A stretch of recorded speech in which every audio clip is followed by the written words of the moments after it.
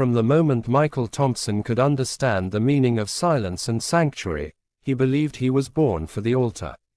His earliest memories were of standing beside his mother inside St. Andrew's Catholic Church in Surulere, Lagos, watching the priest raise the white host into the air while a strange, holy warmth spread across his tiny chest.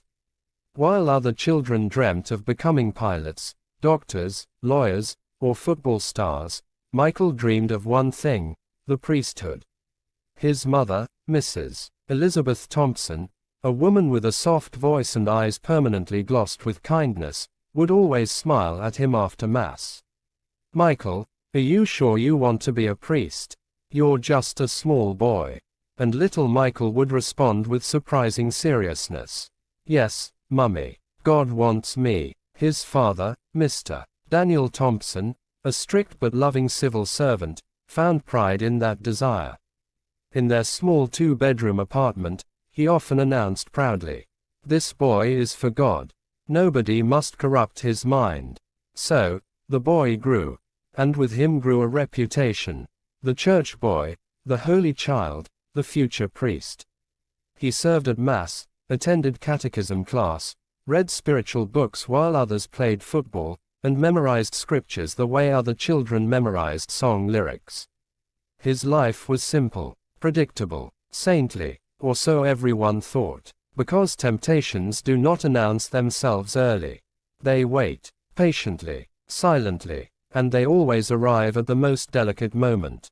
By the time Michael entered secondary school, his boyish innocence had begun to clash with the realities of adolescence.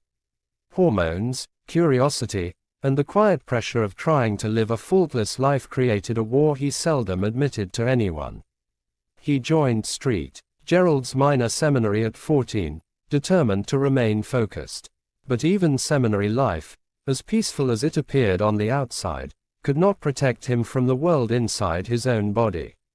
He found himself noticing things he had never paid attention to: the laughter of girls passing by the school fence, the scent of a female teacher's perfume, the image of a woman walking past the church during morning prayer. He fought these feelings desperately. "God, take this away.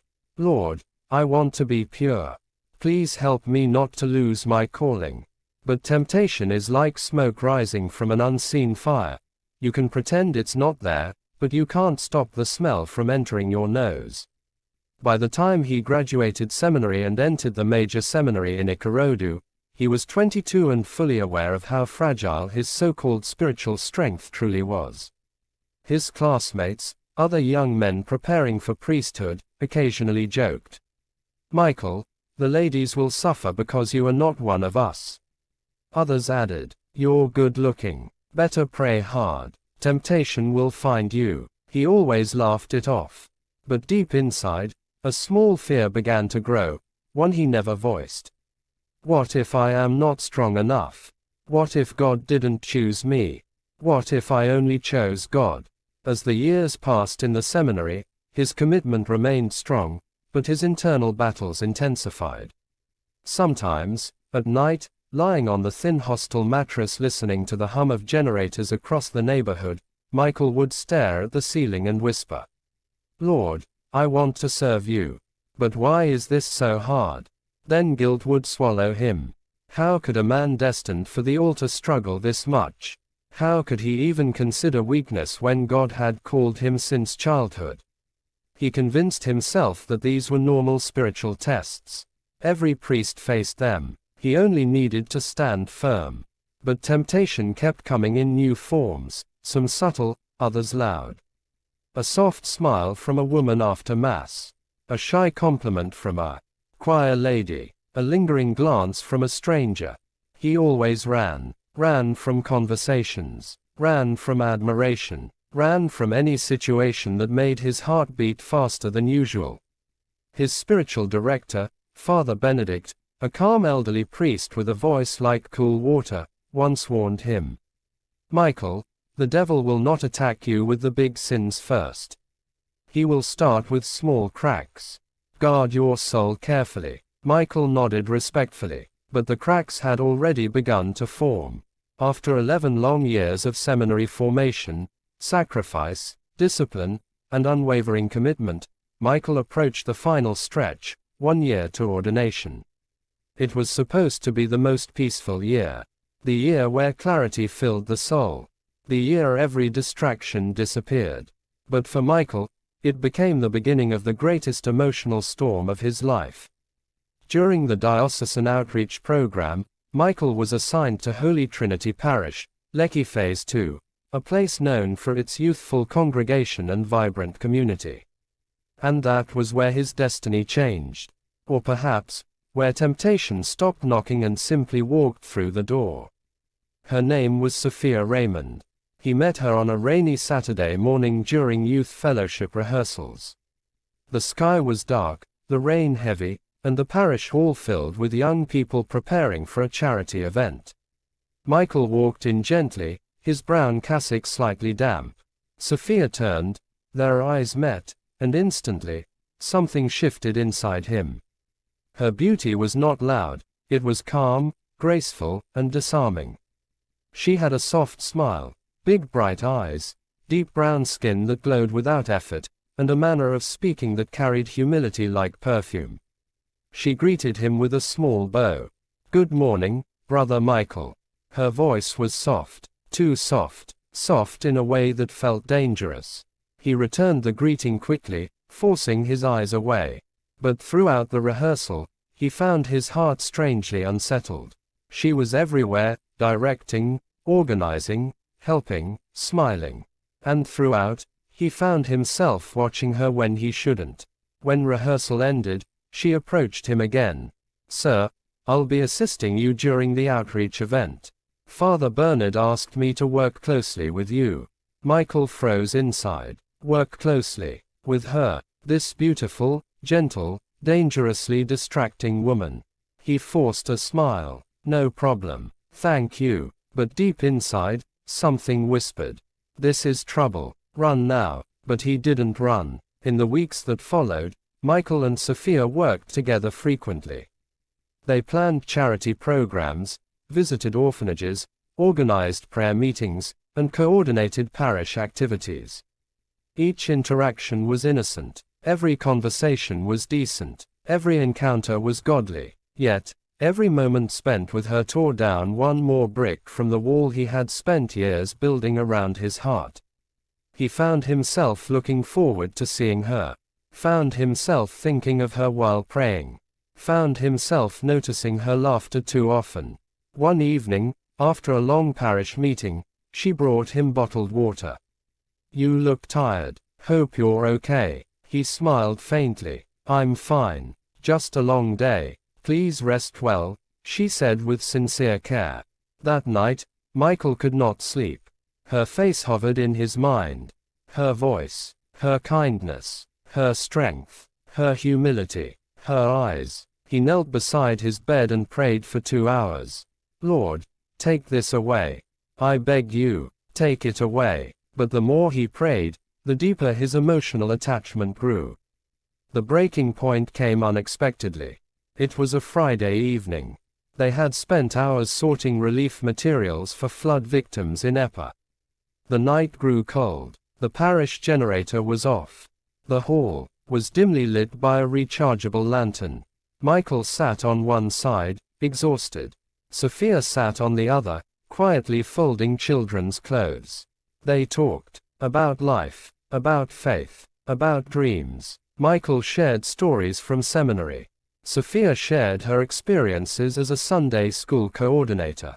At some point, she said softly, "You're a good man, Michael. I respect your commitment to God."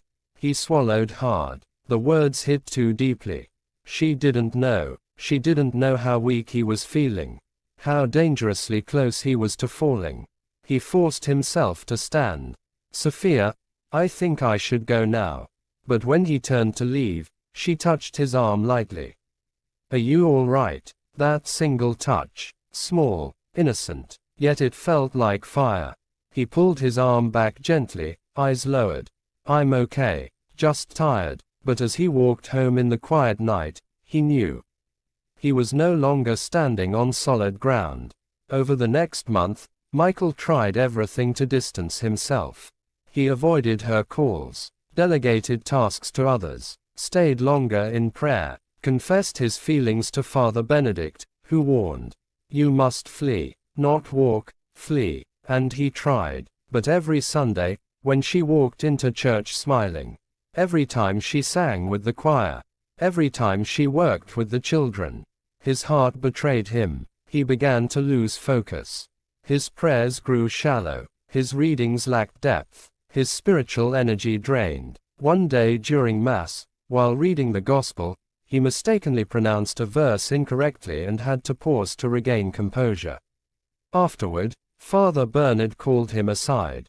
"Michael, you're losing focus. What is happening?" Michael shook his head, unable to speak.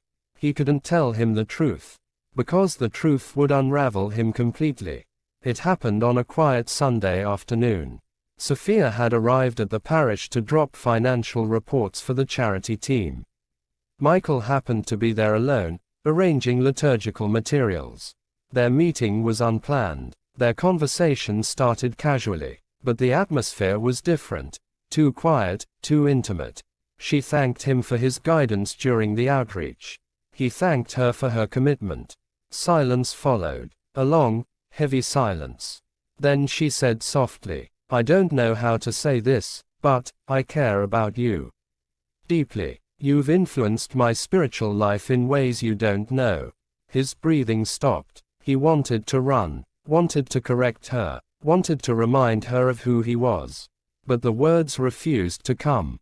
She continued, "I know you're becoming a priest soon. I know this is wrong. I know I shouldn't say this.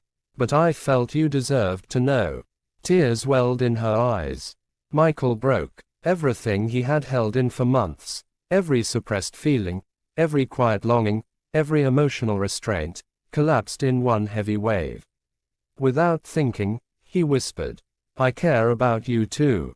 She looked up sharply, shocked, but before either of them could rethink, rationalize, or retreat, they embraced, and that embrace led to everything he had fought against for years. Everything he prayed never to become.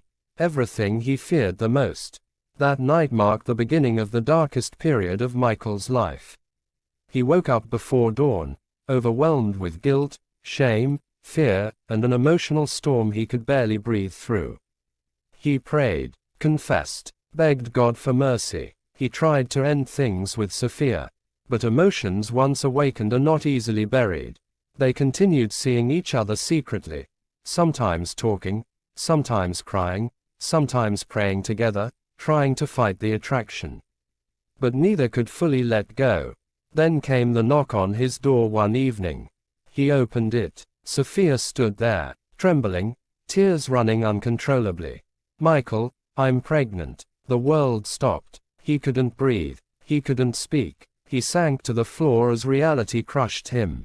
The boy who wanted to be a priest, the man who promised God everything, the future Reverend Father, had failed, and there was no escape. The church launched an internal inquiry. Michael confessed everything. His ordination was cancelled. He was asked to withdraw from the seminary permanently. The shame on his face that day was beyond words. His mother cried uncontrollably. His father couldn't speak for hours. His parishioners were shocked. Michael became the talk of the community. The holy boy, the future priest. How could he, with a church worker? The guilt nearly destroyed him. No prayer seemed to lift the heaviness. No scripture offered comfort. No human words relieved the burden. He avoided everyone, stayed indoors for days, fell into depression, lost weight. His biggest fear came true. He disappointed God, or so he thought. Sophia stayed by him. Not once did she blame him. Not once did she complain. Not once did she speak negatively of him. One night, while trying to comfort him, she said, "You didn't fail God, Michael. Maybe your path was always meant to be different." He shook his head. "But I wanted to be a priest. All my life." She held his hand gently. "And maybe God wanted you to be a husband, a father, Someone who understands people better because you know what it means to fall. Those words gradually began to heal him. Slowly, gently, patiently, he apologized to God, asked for direction, and, with time, peace returned to his heart. Michael married Sophia in a simple but touching ceremony at a different parish. His father, once disappointed, eventually blessed him. His mother embraced Sophia like a daughter. Months later, their beautiful baby girl was born. They named her Grace, because despite everything, Grace still found them. Michael got a job teaching religious studies in a private school. He also served as a lay counselor, helping young people struggling with faith, temptation, and identity. And he realized something. His fall did not end his purpose. It transformed it. He no longer preached from a place of perfection. He preached from a place of experience. A place of humility. A place of empathy. A place of true human understanding. And people listened, because his story was real. Years passed. Michael built a peaceful home. Loved his wife deeply. Raised his children with devotion. Served God in his own way. He became the man he never planned to be, but exactly the man God quietly prepared him for. One Sunday, while walking with Sophia after attending Mass as a regular parishioner, he whispered, "If I could go back, I would still choose you." She smiled, squeezing his hand. "And I would still choose you." He looked up at the sky, filled with gratitude. "I didn't become a priest, but I became the man God needed me to be."